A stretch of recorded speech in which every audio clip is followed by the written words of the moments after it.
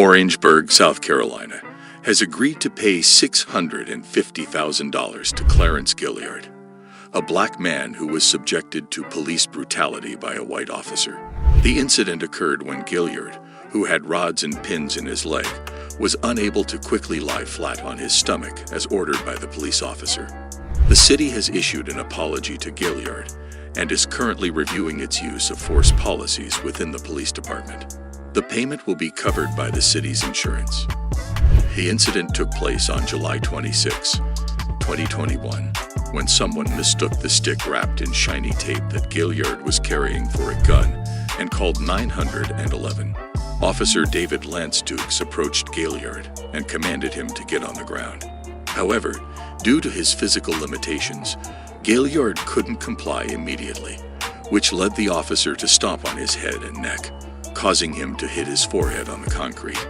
Gailyard explained that he moves slowly and frequently uses a cane as a result of injuries sustained while riding his bicycle and being hit by a vehicle. He carried the stick for protection against potential dog attacks. Following the incident, the city acknowledged that most officers performed their challenging duties well. However, they emphasized the need for swift and fair action when officers act inappropriately. Dukes was promptly fired after the incident and later charged with felony first-degree assault and battery. Gailyard's lawyer, Justin Bamberg, praised the city's quick response in providing support to Gailyard and taking steps to change the police department's culture, especially in light of a 3-year increase in use of force cases where 75% of the residents are black. In response to the incident, the police chief retired, and the department's interim chief is currently reviewing the use of force rules. Additionally, the department is working on establishing a citizens group to oversee how officers treat people. Gailyard expressed his hope for positive change in the community, stating that he still bears the scar on his forehead as a reminder of the incident. He appreciated the city's efforts to take responsibility and ensure that such an incident never happens again. Although David was a cop, the next cop on our list is a chief constable who not only broke the law, but also attempted to use his position to avoid punishment. On May 12, 2019, Arkansas State Police Trooper Michael Valentine arrested the chief deputy of Newton County for DUI, while the chief deputy was on patrol.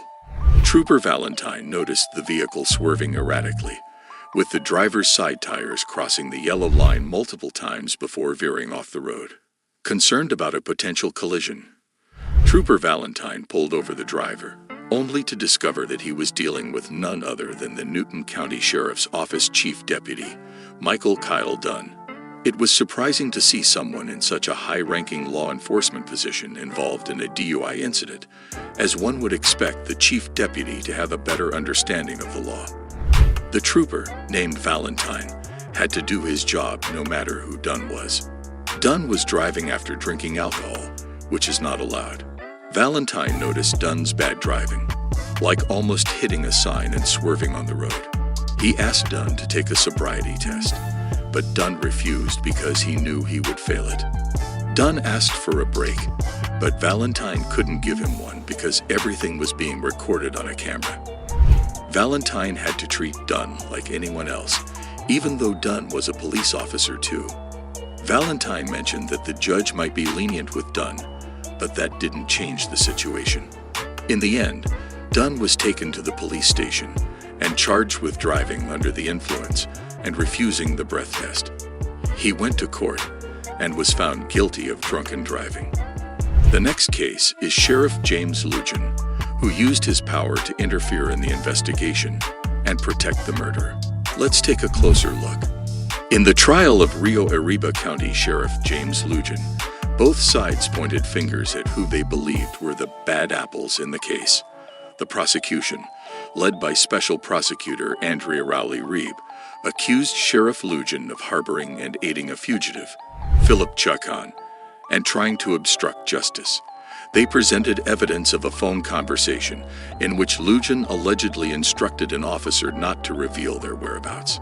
On the other hand, Lujan's defense attorney, Jason Bowles, argued that the real bad apple was former Espanola police officer Cody Lattin, who pursued Chacon during the incident, Bowles highlighted Lattin's past disciplinary actions for lying to fellow officers. Throughout the trial, inconsistencies in Lattin's statements were brought up, and the case is set to continue. Lujan faces felony charges of bribery, harboring a felon, and resisting an officer. He also has another trial scheduled for July 26 on additional charges related to refusing to turn over his cell phone to investigators. Well, that's it for today. What are your thoughts on these incidents involving law enforcement? Should those in positions of power be held accountable for their actions? Let us know in the comments below. If you found this informative, subscribe for more updates, like and share to raise awareness. Don't forget to hit the bell icon for notifications.